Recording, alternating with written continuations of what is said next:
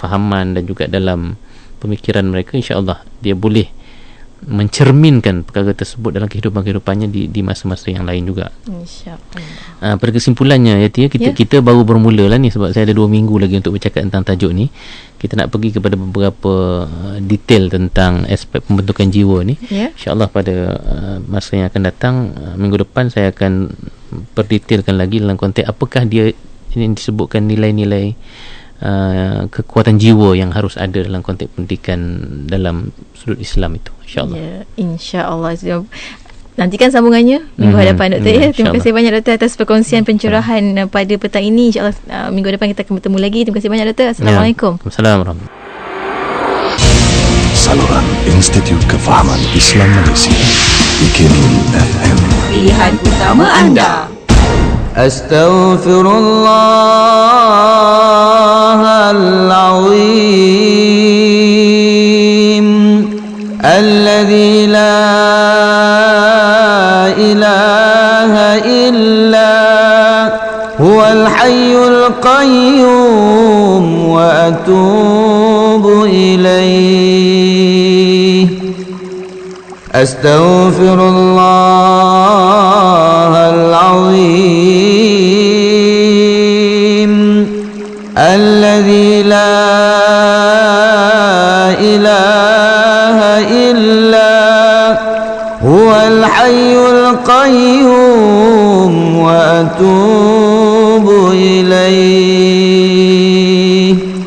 Astaghfirullahal-azim alladzi la ilaha illa huwal hayyul qayyum wa atubu ilaih. Astaghfirullahal-azim alladzi la ilaha illa huwal hayyul qayyum wa atubu ilaih. Astaghfirullahal-azim alladzi la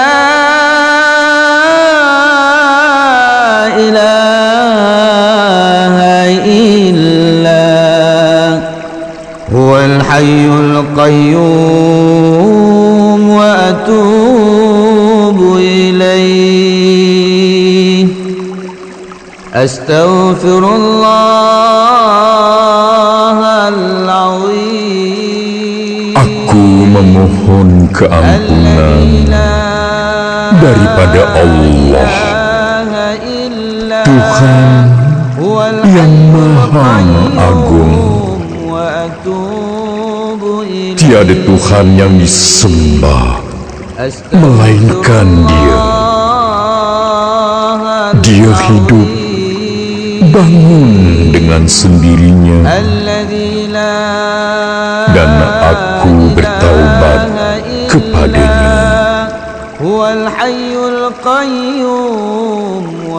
Aku memohon keampunan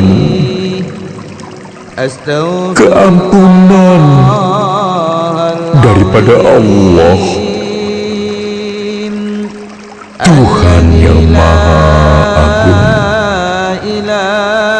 Tiada Tuhan yang disembah melainkan Dia, melainkan Dia, melainkan Dia. Astaghfirullahal-azim alladzi la ilaha illa huwal hayyul qayyum wa atubu ilaih.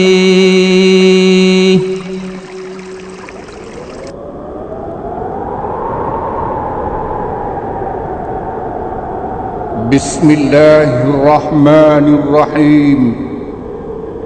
اللهم أصلح لي ديني الذي هو عصمة أمري وأصلح لي دنياي التي فيها معاشي وأصلح لي آخرتي التي فيها معادي واجعل الحياة زيادة لي في كل خير واجعل الموت راحة لي من كل شر. Wahai Tuhanku, perbaikilah untukku agamaku yang menjadi pedoman hidupku, dan perbaikilah untukku duniaku yang padanya aku beroleh kehidupan, dan perbaikilah akhiratku yang padanya tempat kembaliku. Dan jadikanlah hidup ini tempat bertambah-tambahnya segala kebajikan bagiku, dan jadikanlah mati itu bagiku sebagai tempat beristirahat dari segala kejahatan. Amin ya Rabbal Alamin. Saling bekerjasama, hormat menghormati dan berkasih sayang adalah resipi utama menguatkan sesebuah institusi keluarga. Seterusnya, menyumbang kepada kesejahteraan masyarakat dan negara. Majalah Anis, terbitan Galeri Ilmu Sendirian Berhad, tampil dengan satu hasrat: membantu menguatkan lagi institusi kekeluargaan, kerana gelanggang yang kecil di rumah ada peranan yang besar untuk ummah. Jadi, jangan ketinggalan meluangkan masa anda bersama program Mesra Bersama Anis di IKIM FM pada hari Khamis 6.15 petang pada minggu pertama dan ketiga setiap bulan. IKIM FM, pilihan utama anda.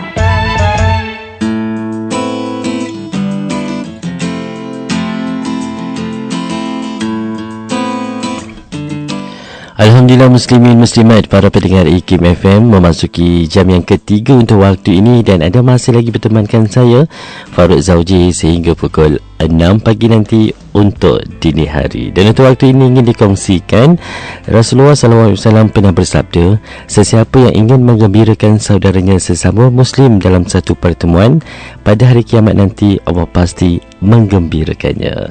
Riwayat Al-Tabarani, sama-sama kita renungkan.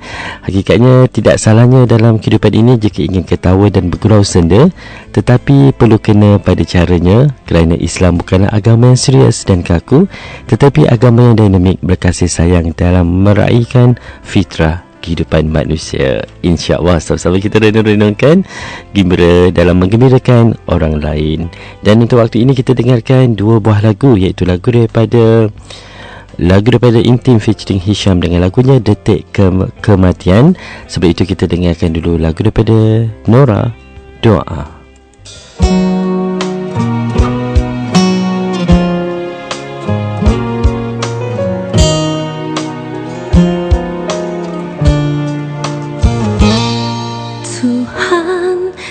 Lebih mengerti apa jua dalam hati.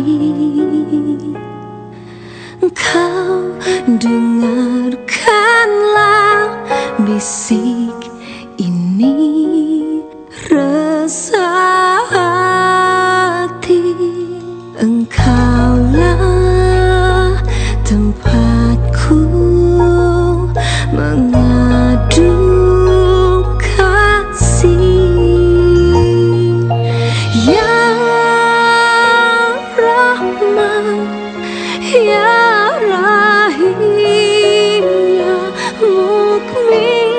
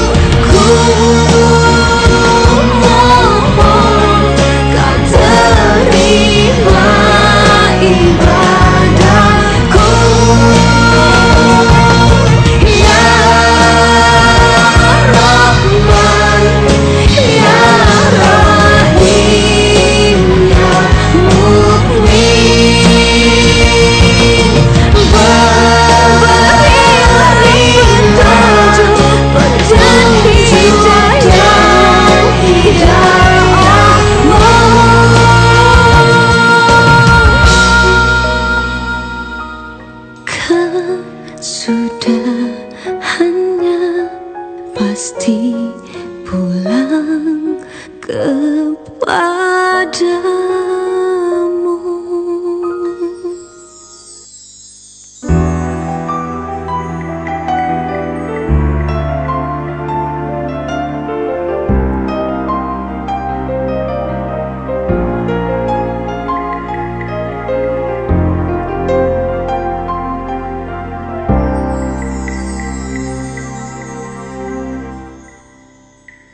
Tertulis kematian pada suratan kehidupan, namun hanya Allah yang tahu bilakah ajal bakal bertamu.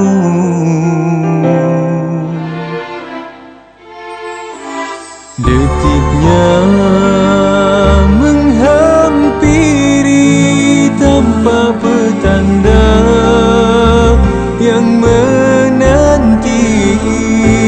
Bila tiba saatnya nanti, tak siapa dapat melarikan diri. Itu hakikat dan kepastian, hadirnya tidak pernah kita alukan. Tua dan muda, miskin dan kaya, semua insan pasti melaluinya. Sakit dirasa, tidak terkata, jika dipisahkan jiwa dari jasadnya. Hanya amalan bisa redakan bebanan derita di ambang kematian. Denyutan nadi akhirnya terhenti bersama nafas yang tak terhela lagi, kerana jiwa meninggalkan pergi, pulang kembali untuk menghadap Ilahi.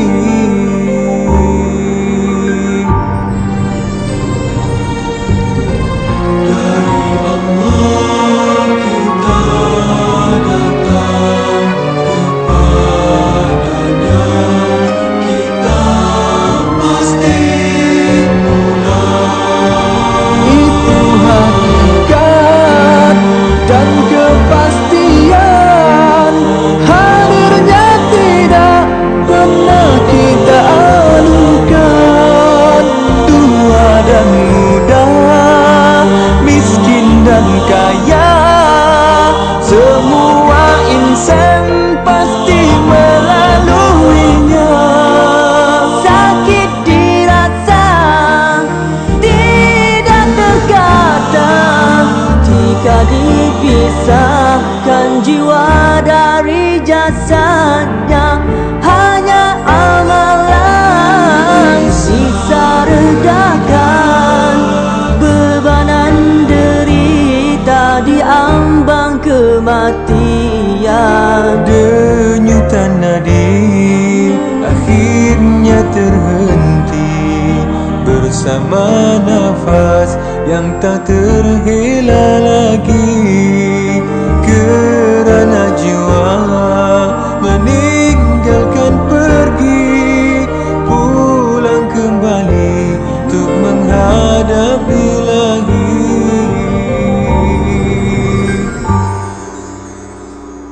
Detiknya pasti tiba, adakah kita bersedia?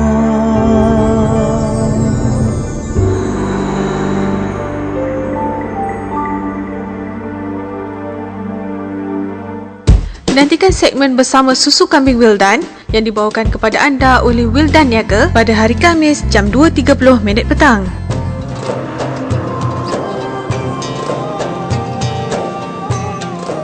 Sempena Karnival Badar 2015, Sekolah Agama Menengah Unwanus Saadah Kancung Darat Banting, IKIM FM akan menganjurkan rakaman forum bicara ad-din IKIM FM pada Jumaat 3 April di dataran SAM Unwanus Saadah Banting. Berkongsi ilmu melalui perbincangan bertajuk Anak-anak Kita Milik Siapa bersama dua orang panel, Ustaz Syed Muhammad Nur Hisham Tuan Padang, pengisi slot tarbiyah IKIM FM, dan Ustaz Syarizan Daud At-Turabi, dipengerusikan oleh Hajjah Nik Hasnah Ismail. Jumpa anda di sana. Anda sedang mendengar IKIM FM.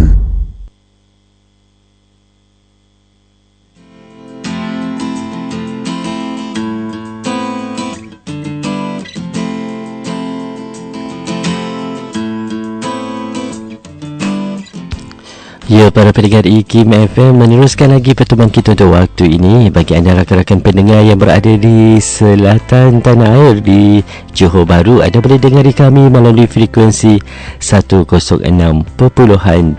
Dan untuk waktu ini saya percaya mungkin ada di kalangan anda rakan-rakan pendengar yang masih lagi bertugas sebagai seorang jururawat ataupun pemandu kenderaan seperti lori dan sebagainya. Apapun didoakan anda dapat melaksanakan tugas anda dengan sebaiknya. Anggaplah tugas yang anda lakukan itu merupakan satu ibadah. Semoga ia diberkati, insya-Allah. Dan untuk waktu ini pertemuan kita diteruskan lagi dengan segmen ulangan Tafakur Fiddin bersama dengan yang berbahagia Ustaz Adlan Abdul Aziz. Oleh itu terus setia bersama kami di IKIM FM, pilihan utama anda. أنا العبد الذي كسب الذنوب وصدته الأماني أن يتوبا أنا العبد الذي أضحى حسينا على زلاته قلقا كئيبا أنا العبد الذي كسب الذنوب وصدته الأماني أن يتوبا أنا العبد الذي بسم الله الرحمن الرحيم. السلام عليكم ورحمة الله وبركاته. الحمد لله رب العالمين والصلاة والسلام على سيد المرسلين سيدنا ونبينا محمد وعلى آله وصحبه أجمعين. Tuan-tuan dan puan-puan muslimin dan muslimat, alhamdulillah, saya bersyukur kepada Allah Subhanahu Wa Taala. Kita panjatkan kesyukuran kerana kita dapat meneruskan lagi kuliah pengajian kita di Radio IKIM dalam siri huraian Mukhtasar Riyadhus Salihin, sebuah kitab yang mengumpulkan hadis-hadis Nabi SAW dan dihuraikan dengan penambahan ayat Al-Quranul Karim, kata-kata ulama dan sebagainya, yang asalnya adalah kitab Imam An-Nawawi dan diringkaskan oleh Imam An-Nabhani. Tuan-tuan dan puan-puan, dalam kuliah yang lalu kita telah ikuti sebahagian bab ataupun pelajaran azan. Di contohnya ada kitab, boleh buka pelajaran ke-12, dan kita sampai pada kali ini hadis nombor 68. Hadis nombor 68. Dan kita merenung balik apa yang kita telah pelajari. Alhamdulillah, kita mengikuti beberapa hadis dalam kuliah yang lalu tentang betapa besarnya ganjaran yang Allah SWT sediakan kepada orang yang melaungkan azan. Dan kebiasaannya orang akan memuji imam. Orang akan melihat imam itu lebih utama dan lebih mulia. Dan kadang-kadang orang terlepas pandang kepada mereka yang melaungkan azan. Dan lebih membimbangkan, lebih kita risau kalau orang yang azan tu sendiri dia lemah semangat. Dia tak ada motivasi. Maka kita perlu beri dia semangat, berpandukan Al-Quran dan hadis, bagaimana Nabi SAW meletakkan muazzin ini di tempat yang tinggi, dan dia adalah sebahagian daripada tenaga yang penting dalam masjid, dalam menunaikan kefarduan solat, dalam menunaikan tuntutan solat berjemaah. Dia adalah unsur yang penting. Jadi kita perlu fahamkan para muazzin, dan kita fahamkan orang yang lain betapa pentingnya azan dan orang yang melaungkannya dalam masyarakat kita. Kita memuliakan mereka kerana Allah Subhanahu Wa Taala dan Nabi Sallallahu Alaihi Wasallam memuliakan mereka. Kita menghormati mereka dan kita berbuat baik kepada mereka dan mendoakan mereka kerana mereka telah melakukan tugas yang cukup mulia. Dan lihatlah dalam kuliah yang lalu kita sebut ganjaran-ganjaran di dunia dan akhirat untuk mereka yang melakukan azan. Dia tak ambil masa lama, dan azan tak perlu kepada suara yang terlalu merdu untuk menjadi muazzin. Merdu tu bagus, tapi kalau kita jadi muazzin suara kita biasa sahaja, jangan rasa rendah diri, kerana azan itu sendiri adalah mulia, dan keindahan azan itu ialah pada lafaz dan kalimah yang kita sebutkan, walaupun suara kita biasa sahaja. Tetapi bayangkanlah kalau kita seorang muazzin contohnya berpuluh tahun melakukan azan di sebuah masjid atau surau, betapa banyaknya ganjaran yang telah disediakan oleh Allah di akhirat untuk dia. Dan kita pun nak tumpang juga. Sebab tu dalam kuliah kita kali ini, kita nak menumpang, kita juga nak sama-sama mencari pahala. Maka Nabi SAW menyebutkanlah hadis ke-69, ke-68, kita teruskan tuan-tuan, iaitu hadis riwayat Bukhari dan Muslim daripada Abu Sa'id radhiyallahu anhu, bahawa Rasulullah SAW bersabda, "Idza sami'tumun nida faqulu kama yaqulu al-mu'adhdhin." Idza sami'tumun nida faqulu kama yaqulu al-mu'adhdhin. Bila kamu mendengar azan, kata Nabi sallallahu alaihi wasallam, telinga kita dengar, ataupun setengah ulama kata kita tahu azan itu sedang dilaungkan, sayup-sayup kedengaran, ataupun kita nampak daripada jauh dan sebagainya. Yang penting kita tahu itu azan, kita dengar dan kita tahu. Maka kata Nabi, faqulu kama yaqulu al-mu'adhdhin, maka sebutkanlah seperti apa yang disebutkan oleh muazzin. Jawab azan, itu maksud dia. Jawab azan walaupun hukumnya tidak wajib, dia sunat, tetapi ia satu benda yang amat baik, dan rugilah kita kalau kita mampu menjawabnya dan kita tidak lakukannya. Kita tak bicara soal orang yang tak mampu, ataupun terlupa, ataupun berada di tempat yang tak sesuai, atau begitu dan begini. Kita bercakap sekarang soal sesiapa yang mampu tetapi dia tak buat. Alangkah ruginya kita kalau kita lepaskan peluang keemasan sebegini. Nabi sebutlah seperti disebut oleh muazzin. Baik, maksud hadis ni ialah kita sebutlah ucapan-ucapan yang dilaungkan oleh seorang muazzin. Dia sebut Allahu Akbar, Allahu Akbar, kita sebut Allahu Akbar, Allahu Akbar. Dan sebut ini ialah kita menjawab dengan sebutan lafaz, tapi tidak kuatlah. Jangan kuat sangat, nanti orang kata siapa pula yang azan ni, yang mana satu. Maka kita jawab perlahan, tetapi maksud Nabi seperti mana itu ialah seperti itu, seperti ucapan lafaz tersebut. Kita sebutkan bila melaungkan azan dengan kuat, Allahu Akbar, Allahu Akbar, dengan lagunya, dengan suaranya, dengan sedapnya. Lepas dia cakap, kita bercakap Allahu Akbar, Allahu Akbar. Kita menjawab. Menjawab ini merupakan satu bentuk kita memberi perhatian. Itu maksud dia. Kita memberi perhatian, dan kita ingin sama-sama, macam saya sebutkan tadi, nak tumpang dapat pahala juga. Bukan muazzin seorang saya dapat pahala. Baik, ini waktu kita boleh jawab, tuan-tuan. Maksudnya kita mungkin ada keadaan ketikanya tuan-tuan tak dapat jawab, maka itu tak apa. Tapi bila keadaan tu tenang, tak ada apa-apa, di tempat yang bersih dan sebagainya, kemudian bila dilaungkan azan, kita eloklah menjawab azan tersebut. Baik, secara umumnya kita disuruh untuk mengulang apa yang diulang, apa yang disebut oleh seorang muazzin. Dan bila kita melihat lagi hadis-hadis yang lain, kita dapati para ulama telah mengingatkan kita bahawa terdapat hadis yang lain yang telah menyatakan bahawa bila sampai hayya 'alas salah, hayya 'alal falah, itu kita sebut la haula wala quwwata illa billah. Itu kita jawab dengan lafaz yang lain, tetapi kita menjawab juga. Kita jawab setiap lafaz azan. Allahu Akbar, Allahu Akbar, jawab sama. Asyhadu an la ilaha illallah pun jawab sama. Itu sebagai contoh. Sampai pada hayya 'alas salah, hayya 'alas salah, kita jawab la haula wala quwwata illa billah. Dan saya suka berkongsi maklumat kepada yang belum tahu tentang maksud la haula wala quwwata illa billah. Sebagai ulama mentafsirkan bahawa la haula wala quwwata illa billah ini makna yang mendalam. Dan diterangkan oleh Imam At-Tahawi dalam kitabnya Al-Aqidah, yang kita sebut Aqidah Tahawiyah, yang kitab yang masyhur dalam bab akidah, dipelajari di mana-mana.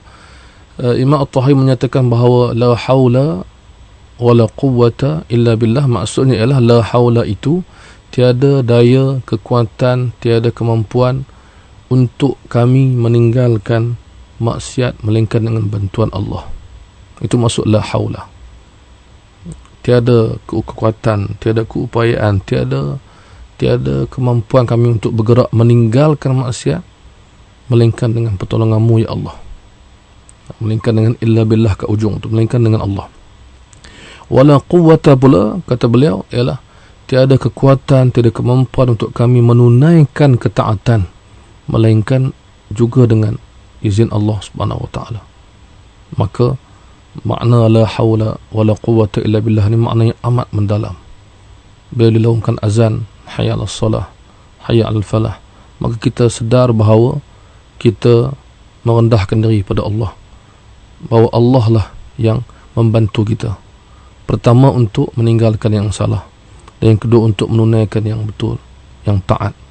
Maka setiap kali hamba manusia itu, seorang hamba Allah, mengungkapkan la haula wala quwwata illa billah, hatinya juga meletakkan harapan kepada Allah SWT. Bantulah diriku ya Allah untuk meninggalkan yang salah dan menunaikan yang betul. Itu maksud la haula wala quwwata illa billah di sisi Imam At-Tahawi, dan juga ulama lain menghuraikan juga dengan maksud yang hampir sama.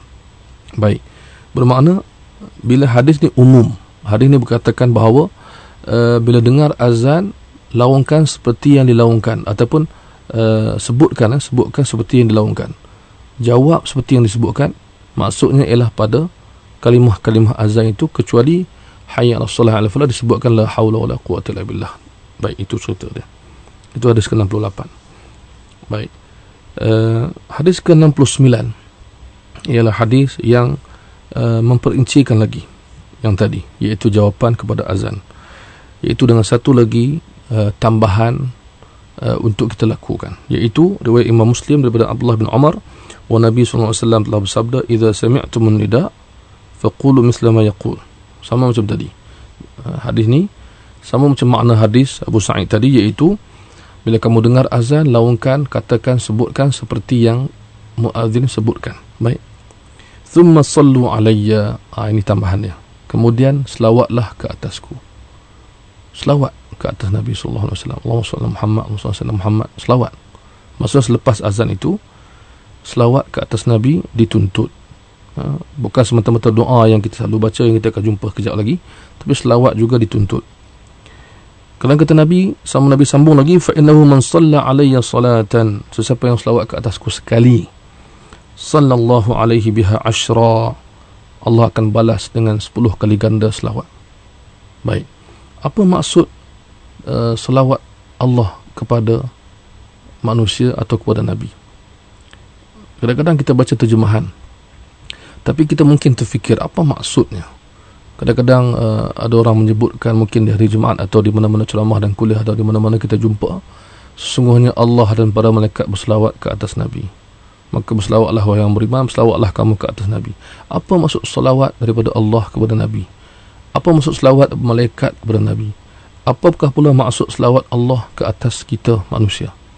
Maka para ulama menghuraikan, antaranya ialah maksud selawat Allah kepada Nabi ialah Allah memuliakan dan memuji dan mengangkat Nabi di kalangan para malaikat, di kalangan para penghuni langit. Allah memuji dan memuliakan. Itu maksud selawat Allah ke atas Nabi. Kadang-kadang setengah orang dia tengok bahasa, dia tak faham apa maksud Allah selawat. Kalau kita selawat, kita boleh faham, kita sebut Allahumma salli ala sayyidina Muhammad. Jadi bagaimana dengan selawat Allah? Inna Allah wa malaikatahu yusalluna ala nabi. Apa maksud Allah dan malaikat berselawat ke atas Nabi? Sebagai ulama menguraikan maksudnya ialah Allah Subhanahu wa taala yang tadi kita ulang, memuliakan dan memuji Nabi sallallahu alaihi wasallam di kalangan penghuni langit para malaikat. Itu maksud dia. Dan bila selawat itu kepada Allah ke atas kita, seperti hadis ini, Nabi kata, siapa selawat ke atas aku, ke atas diriku, Allah balas 10 kali ganda. Maksudnya Allah memberi rahmat dan juga kemuliaan kepada kita 10 kali ganda. Kita berselawat ke atas Nabi sekali, maka 10 kali ganda Allah balas dengan kemuliaan dan juga dengan pujian dan juga dengan rahmat. Itu maksud selawat daripada Allah ke atas hamba, ke atas manusia ialah memberi kemuliaan, memberi pujian dan memberikan rahmat. Itu maksud dia. Dan selawat malaikat kepada Nabi SAW ialah memberikan, mendoakan Nabi dan juga meminta Allah ampunkan dan rahmatkan dan muliakan Nabi. Selawat kita kepada Nabi juga sama, iaitu selawat kita memohon Allah menambahkan kemuliaan dan memberikan kehebatan, keagungan kepada Nabi kita Muhammad sallallahu alaihi wasallam. Itu maksud selawat. Pertama, selawat kita kepada Nabi memohon Allah tambahkan kemuliaan Nabi.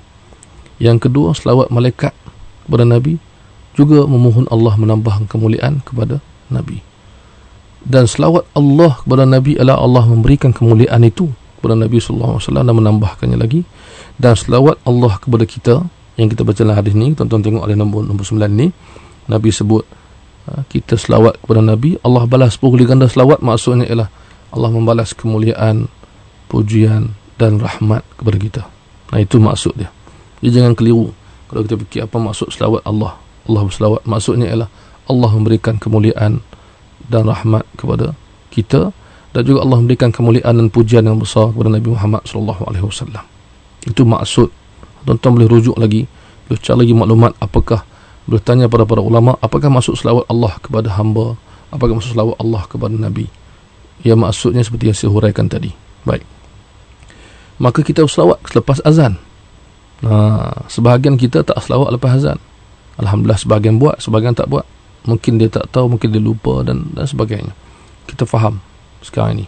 Hadis ini mengingatkan kita apa yang kita lupa dan memberitahu kita apa yang kita tak tahu, iaitu selawat ke atas Nabi dalam rangka ataupun dalam proses kita menjawab azan. Kita ada jawab semasa azan, kita ada jawab selepas azan. Yang tadi semasa azan, iaitu menyebut seperti yang disebut. Kemudian sekarang selepas azan berselawat ke atas Nabi sallallahu alaihi wasallam. Thumma salullaha liyal wasilah, kata Nabi, kemudian pohonlah kepada Allah untukku mendapat al-wasilah. Al-wasilah. Apa itu al-wasilah? Nabi bagi tahu kita. Sambung lagi hadis tadi, fa innaha manzilatun. Wasilah itu ialah satu kedudukan yang tinggi fil jannah, di syurga. La tanbaghi illa li 'abdin min 'ibadillah. Dia hanya dapat kepada seorang hamba Allah Subhanahu wa taala. Wa arju an akuna ana huwa. Aku berharap dan berdoa sebagai akulah orang itu, maka pohonlah wasilah itu untukku. Siapa yang pohon begitu, faman sa'ala liyal wasilah, sesiapa sahaja yang memohon untukku wasilah itu agar aku dapat tempat itu, halat lahu syafa'ah, dia akan dapat syafaat aku. Asy-syafa'ah iaitu pertolongan Nabi sallallahu alaihi wasallam di akhirat. Itu keindahan dia. Dan bagaimana kita nak mohon wasilah itu? Ia adalah doa yang selalu kita baca. Doa lepas azan yang selalu, insya-Allah saya yakin semua orang hafal, daripada tua dan muda, daripada kecil sampai tua. Yang kecil semua kanak-kanak insya-Allah hafal. Katanya anak-anak kita pun dia hafal sebab selalu sangat dengar. Sebab itulah tuan-tuan dan puan, di antara cara untuk menghafal ialah ulang dan ulang dan ulang.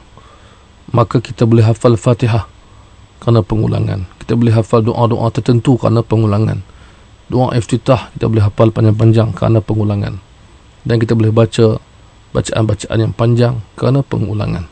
Anak-anak kita yang kecil boleh hafal doa lepas azan kerana tengok dalam TV, dengar dalam radio dan sebagainya. Doa itu apa?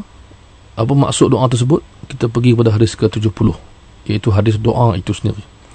Imam Al-Bukhari meriwayatkan daripada Jabir radhiyallahu anhuma bahawa Rasulullah sallallahu alaihi wasallam bersabda, "Man qala hina yasma'un nida." Ini hadis dia, tuan-tuan.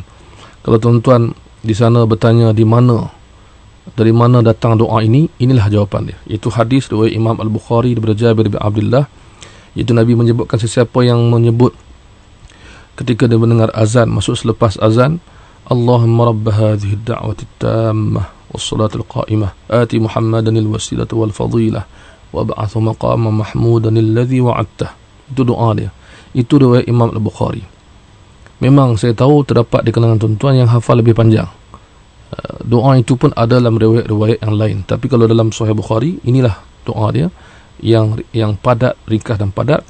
Dan dalam riwayat lain ataupun dalam doa-doa lain mungkin tuan-tuan hafal, seperti penambahan di hujungnya innaka la tukhliful mi'ad dan sebagainya, itu boleh juga dibaca. Di sini kita nak sebutkan hadis yang dibawa di sini oleh Imam Al-Bukhari daripada Jabir.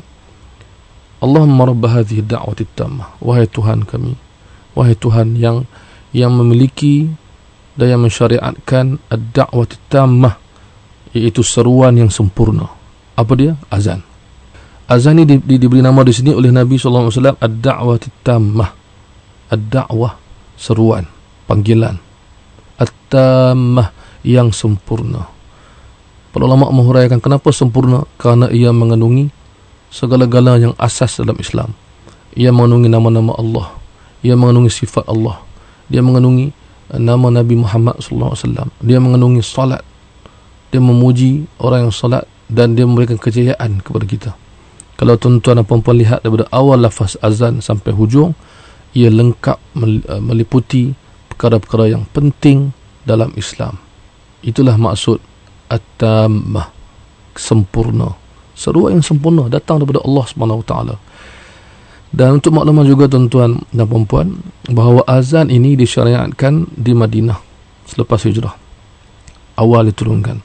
Dan ketika para sahabat berada bersama Nabi SAW, membicarakan, berbincang bagaimana nak seru orang ke arah menunaikan solat, maka Allah SWT telah memberikan mimpi kepada sahabat yang bernama Abdullah bin Zaid. Abdullah bin Zaid ni terkenal nama dia dalam azan. Walaupun begitu, saya juga perlu sebutkan bahawa bagi para penuntut ilmu hadis, kita akan jumpa nama sahabat Abdullah bin Zaid ni yang popular ada dua orang. Nama Abdullah bin Zaid sama nama dia, Abdullah bin Zaid.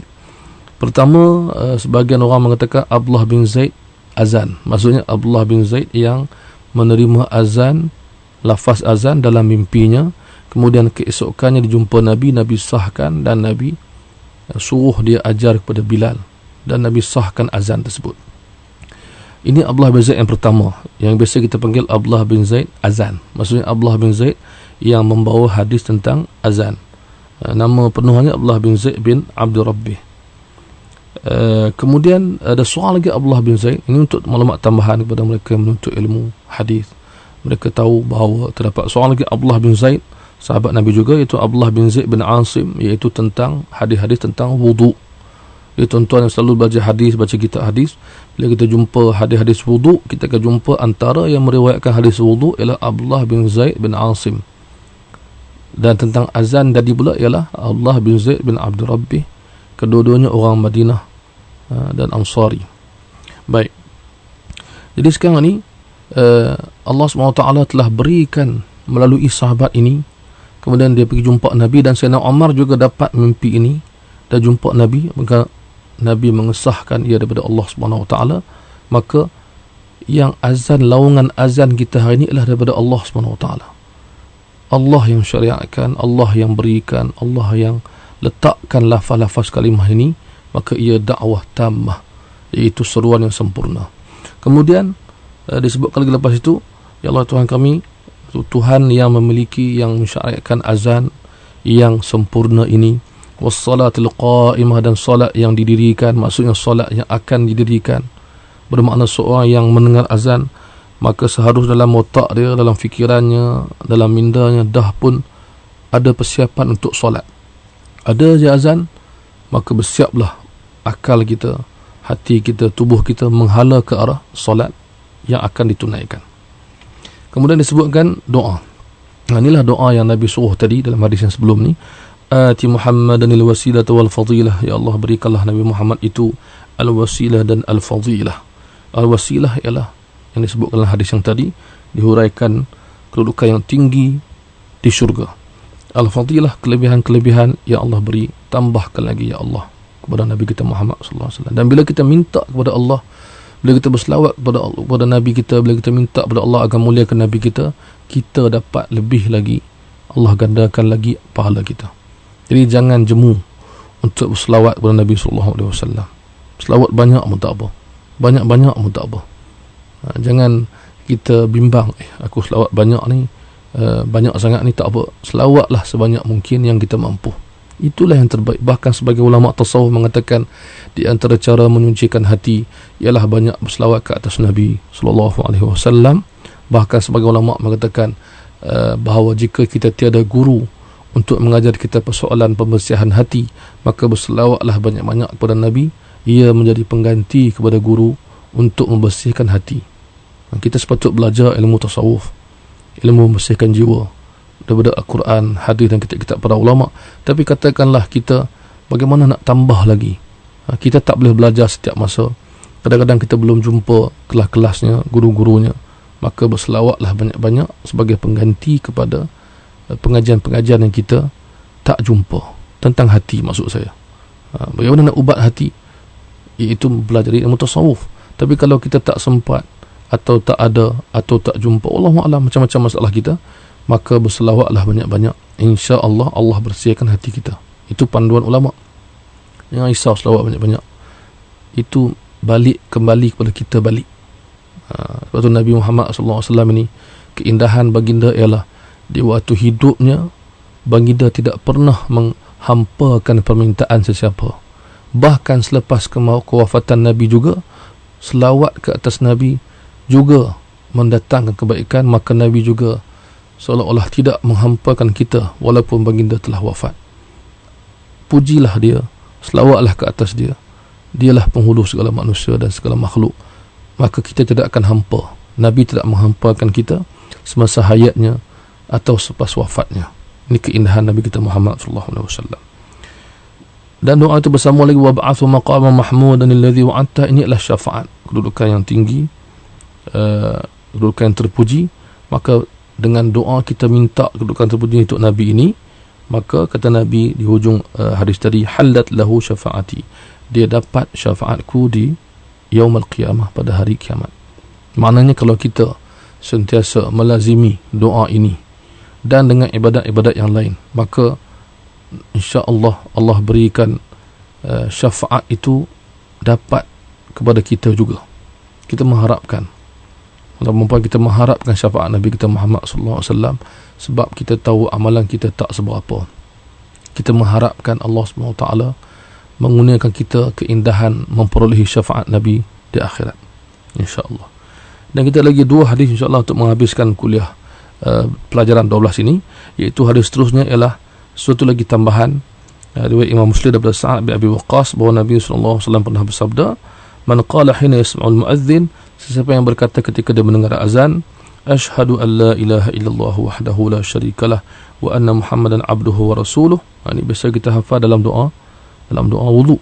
Ini juga ada zikir ketika azan ataupun selepas azan, raditu billahi rabba, tambahan lagi, wa bi muhammadur rasula wa bi islami dina, aku redha Allah sebagai Tuhan, aku redha Muhammad sebagai Rasul, aku redha Islam sebagai agama. Ini ucapan-ucapan yang indah yang kita baca sama ada semasa azan atau selepas azan. Maka kata Nabi, siapa yang baca begini, asyhadu an la ilaha illallah wahdahu la syarikalah wa asyhadu anna muhammadan abduhu wa rasuluh, raditu billahi rabba wa bil islam wa bi muhammadin rasula wa bi islami dina. Siapa yang baca begini, ghufira lahu dhanbuhu, diampunkan dosa-dosanya. Ini juga salah satu doa yang mungkin kita jarang dengar orang sebut atau orang ajar kepada kita, tapi yang mengaji insya-Allah dia tahu. Kita mungkin tak jarang dengar orang sebutkan benda ni. Dan kita ada doa tadi, kita ada sebelumnya itu kita ada selawat, dan sebelum tu kita ada jawab azan ketika lafaz dilaungkan. Baik. Dan akhir sekali ialah hadis daripada Imam Muslim meriwayatkan daripada Abu Sya'tha. Abu Sya'tha dia seorang tabi'i. Tabi'i ini maksudnya seorang yang pernah bertemu sahabat dan belajar dengan sahabat, tapi tak pernah atau tak sempat belajar dengan Nabi atau bertemu Nabi sallallahu alaihi wasallam. Kita ada sahabat, untuk mulang kaji balik beberapa istilah. Kita ada istilah sahabat. Sahabat ni kata ulama ialah seseorang yang laqiyan Nabi, dia bertemu dengan Nabi, mu'minan bihi, dia beriman dengan Nabi, wa mata 'alal Islam, dan dia meninggal dalam keadaan Islam sampai ke hujung hayat. Maka dia seorang Islam yang sempat jumpa Nabi. Dan kemuliaan sahabat ini adalah kerana mereka dapat menatap wajah Nabi. Nabi dapat menatap wajah mereka dan mereka dapat belajar dengan Nabi sallallahu alaihi wasallam. Ini fadilat yang cukup besar yang tak dapat oleh mana-mana manusia selepas mereka. Sebab tu kita mengasihi, kita dituntut mendoakan sahabat radhiyallahu anhum. Kita dituntut untuk mengasihi sahabat, mengikuti sahabat. Jangan sekali-kali kita terpengaruh dengan ajaran-ajaran yang menghina sahabat. Na'udzubillah. Tanda kita beriman ialah mencintai sahabat. Baik.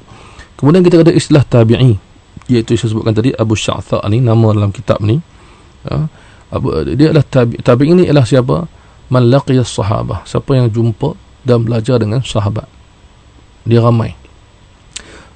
Dan mereka ini mulia kerana mereka adalah murid dan produk hasil didikan terbiah para sahabat, maka mereka amat hebat. Nama-nama seperti Sa'id bin Musayyab, nama seperti Hasan Basri, nama seperti Muhammad ibn Sirin, dan lain lagi seperti Abu Sya'tha di sini, Mujahid, nama ramai. Ini nama-nama sahabat dan tabi'in. Kita kena kenal insya-Allah sahabatnya, tabi'innya. Para ulama telah mengarang kitab-kitab tentang siapa sahabat, contoh nama-nama mereka, siapa tabi'in, contoh. Jadi kita, kalau masa kita meneliti biodata mereka, Abu Sya'tha di sini adalah seorang tabi'in. Dia kata, satu hari kami duduk bersama Abu Hurairah radhiyallahu an. Kunna qu'udan ma'a Abi Hurairah radhiyallahu an fil masjid. Kami duduk dengan Abu Hurairah di masjid. Dan Abu Hurairah ni, tuan-tuan dan perempuan, dia ini amat suka mengajar dan mendidik dan berkongsi hadis-hadis dan ilmu-ilmu dia dengan para murid. Dia orang duduk dengan dia di mana-mana, dan dia mencontohi akhlak Nabi dengan dia, mencontohi bagaimana kasih Nabi kepada dia. Nabi kasih kepada Abu Hurairah. Setiap masa Abu Hurairah nak tanya, nak sembang, nak bercakap, nak belajar, Nabi izin. Maka begitulah Abu Hurairah, selepas kewafatan Nabi SAW, dia menerapkan budaya yang sama, akhlak kasih sayang yang sama. Muridnya ramai, duduk dengan dia, belajar dengan dia di mana-mana, di masjid dan sebagainya. Termasuklah Abu Sya'tha di sini. Dia kata, suatu hari kami duduk di masjid dengan Abu Hurairah. Fa'adzana al-mu'adzin, tiba-tiba masuk waktu mu'adzin azan. Kemudian apa yang berlaku? Seorang lelaki bangun.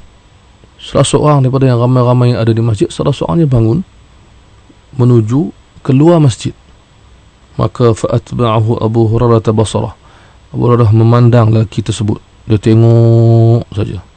Dia tengok lelaki itu bangun berjalan. Mata Abu Hurairah mengikuti pergerakan lelaki tersebut sampai keluar masjid. Tiba-tiba lelaki itu terus keluar ke arah luar masjid. Daripada dalam bangun berjalan keluar sampai ke luar dan terus keluar. Jadi terkejut. Semua orang terkejut. Abu Hurairah pun tengok. Abu Hurairah berkata, dia komen sikit je. Komen cukup hebat, ringkas dan padat tapi penuh mendalam. Dia berkata, amma hadha faqad asa Abul Qasim sallallahu alaihi wasallam.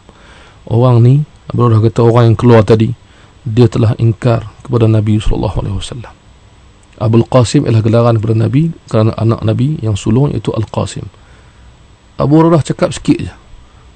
Apa maksud kata-kata ni, tuan-tuan? Maksudnya dihuraikan oleh ulama, tak boleh kita bila dah iqamah atau bila dah azan dan nak semayang, contohnya dah masuk waktu dan nak azan atau iqamah masuk sekali, kita keluar daripada masjid. Nak keluar buat apa? Nak semayang. Orang nak datang masjid nak semayang, bukan datang nak singgah, bukan datang nak bersembang kemudian keluar balik. Bukan begitu. Kita datang untuk solat, menunggu waktu azan, iqamah, solat. Kenapa azan, iqamah keluar? Ini pelik. Satu benda yang pelik, yang tak sepatutnya berlaku. Kecuali kata ulama, seperti mana kata Imam Nawawi dan lain lagi, kalau ada hajat, terpaksa, emergency, atau nak ambil wudu, atau nak ambil barang di kenderaan, masuk balik, ini cerita lain. Tapi ini ialah keadaan di mana orang ni boleh bangun keluar, dia tak kisah. Sedangkan azan tu dilaungkan, iqamah dilaungkan, dia tak kisah. Ini kita kena hati-hati. Dan Abu Hurairah dengan tegas menyatakan bahawa sikap sebegini adalah sikap yang tidak diajar oleh Nabi SAW.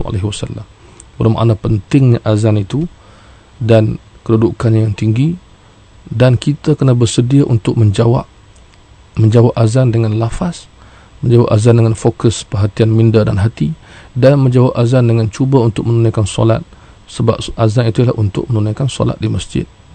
Maka solat itu penting sebagaimana pentingnya azan. Baik, alhamdulillah kita telah ikuti habis pelajaran 12 dalam kuliah yang lalu dan kuliah yang kali ini, dan akan datang insya-Allah kita akan masuk pelajaran ke-13. Tuan-tuan yang ada buku atau yang belum ada buku boleh bersiap sedia, akan datang kuliah akan datang, iaitu pelajaran ke-13 tentang kelebihan solat jemaah dan solat di masjid. InsyaAllah kita akan ikuti hadis-hadisnya, dan kita doa kepada Allah SWT semoga kita menjadi mereka yang diberikan peluang dan keinginan untuk menunaikan ibadah walaupun yang sunat, dan melihat ganjarannya di akhirat, dan tidak mensia-siakan peluang yang terlepas begitu sahaja dan berlalu depan mata kita, tapi tidak kita manfaatkan. Seperti azan. Dengan azan itu berlaku mungkin beberapa minit, tapi kita dapat ganjaran yang banyak daripada Allah SWT. Semoga Allah mudahkan untuk kita beramal. Wallahu a'lam. Assalamualaikum warahmatullahi wabarakatuh. Anal 'abdul ladzi kasaba dhunuba wa saddatuhu al-amani ay yatuba. Anal 'abdul ladzi adha hasina ala zallatihi qaniqan kaiba. Anal العبد الذي كسب الذنوب وصدته الأماني أن يتوبا. أنا العبد الذي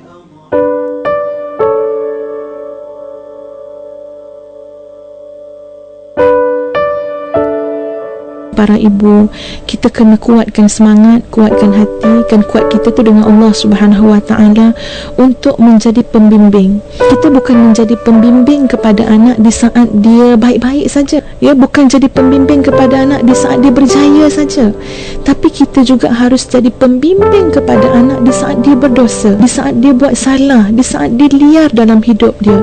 Ramai ibu-ibu dan ayah di luar sana punya kekuatan seperti yang saya sebutkan ini. Alhamdulillah, dan insya-Allah kekuatan dan kesabaran yang dimiliki oleh ibu dan ayah ini barangkali jadi penyebab turunnya hidayah Allah kepada anak.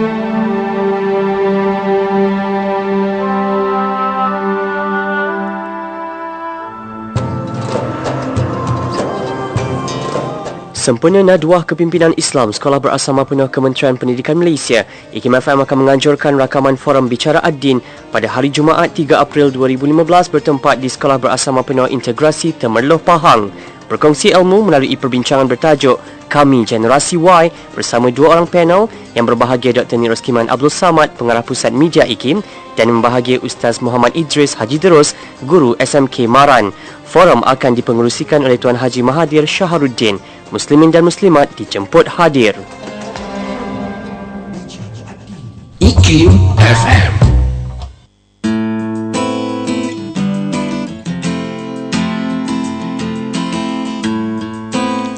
Radio Institut Kefahaman Islam Malaysia. Ya, para pendengar IKIM FM walau di mana jua anda berada, anda juga boleh dengar kami melalui radio dalam talian di laman sesawang www.ikimfm.my. Dan untuk waktu ini meneruskan lagi pertemuan kita, dengarkan sebuah lagu daripada Alwi Al-Haddad, Alaika Bitaqwa.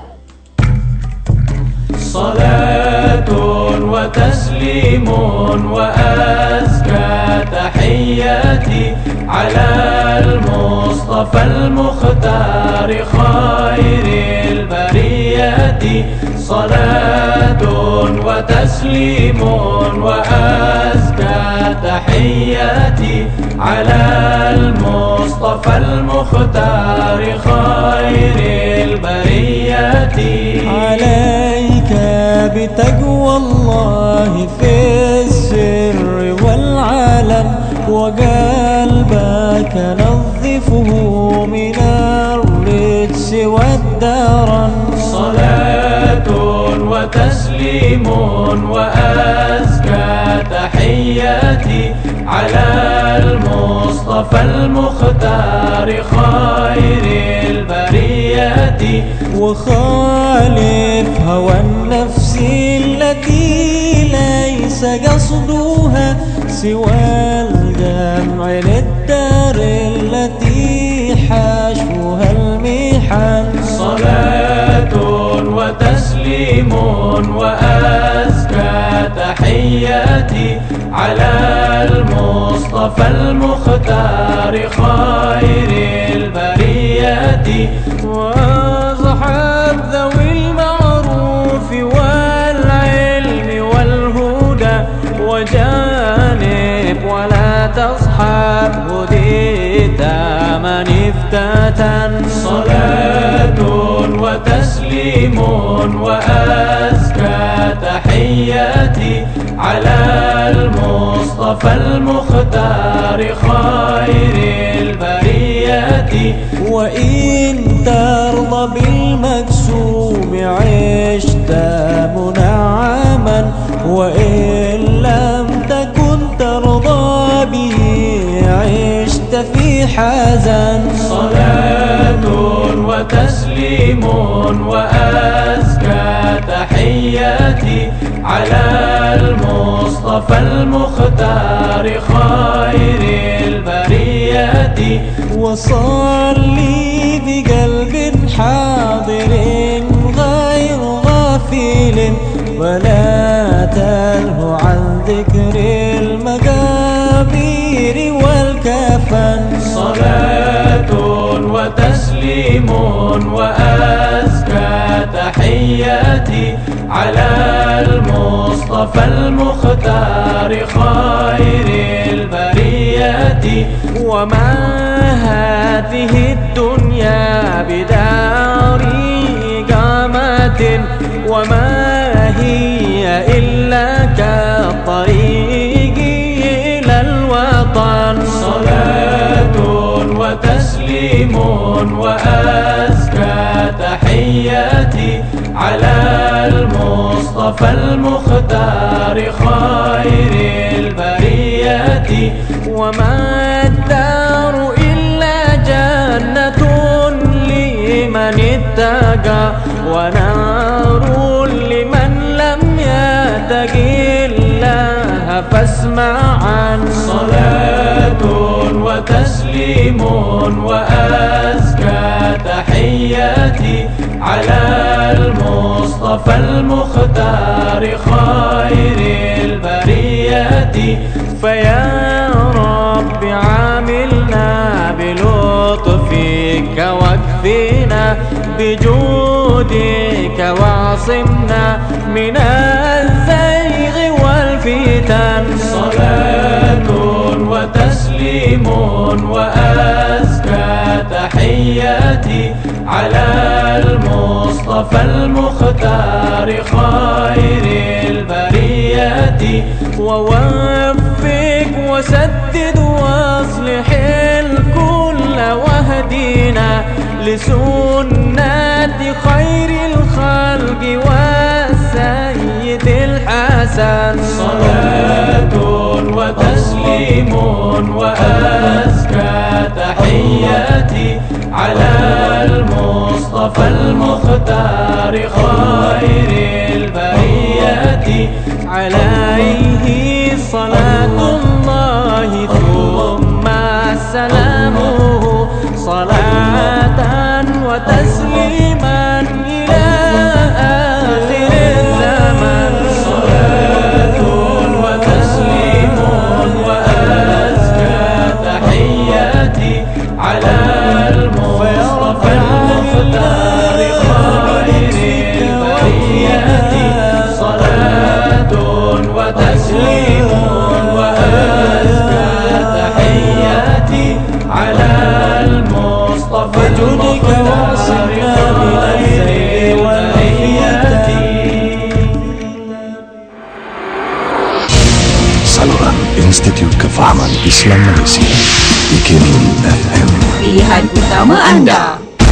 اللهم إنك تعلم أن هذه القلوب قد اجتمعت على محبتك والتقت على طاعتك وتوحدت على دعوتك وتعاهدت على نصرة شريعتك فوثق اللهم رابطاتها وأدم ودها واهدها سبلها واملأها بنورك الذي لا يخبو واشرح صدورها بفيض الإيمان بك Ya Allah, Engkau mengetahui hati-hati ini telah berkumpul kerana kasihkan-Mu, bertemu dan patuh padamu, bersatu memikul dakwamu.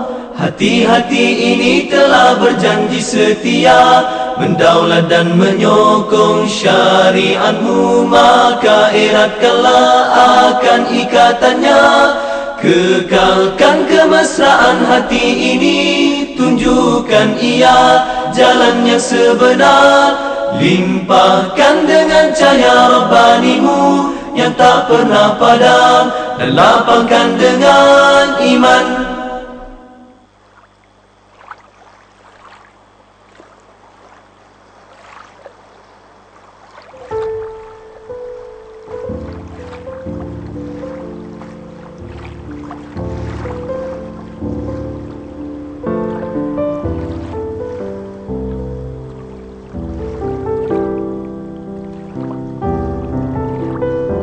فسبحان من لا يقدر الخلق قدره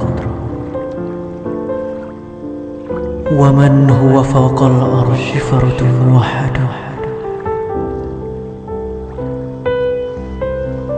مليك على عرش السماء محيم لعزته تعلو الوجوه وتسجد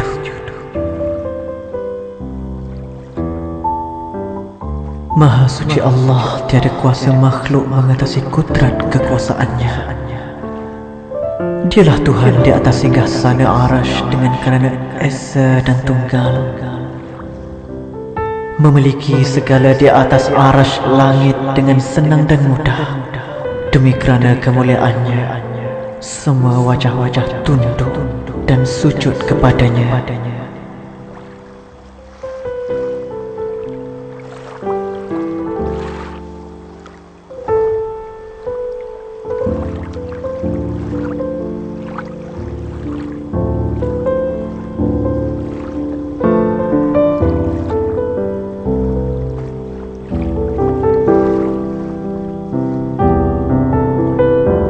فسبحان من لا يقدر الخلق قدره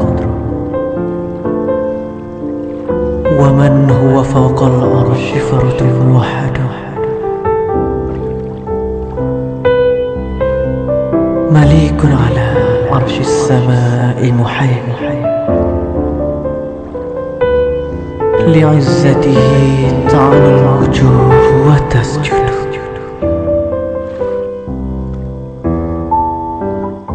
Maha suci Allah, tiada kuasa makhluk mengatasi kudrat kekuasaannya. Dialah Tuhan di atas singgasana Arash dengan kerana Esa dan Tunggal, memiliki segala di atas Arash langit dengan senang dan mudah. Demi kerana kemuliaannya, semua wajah-wajah tunduk dan sujud kepadanya.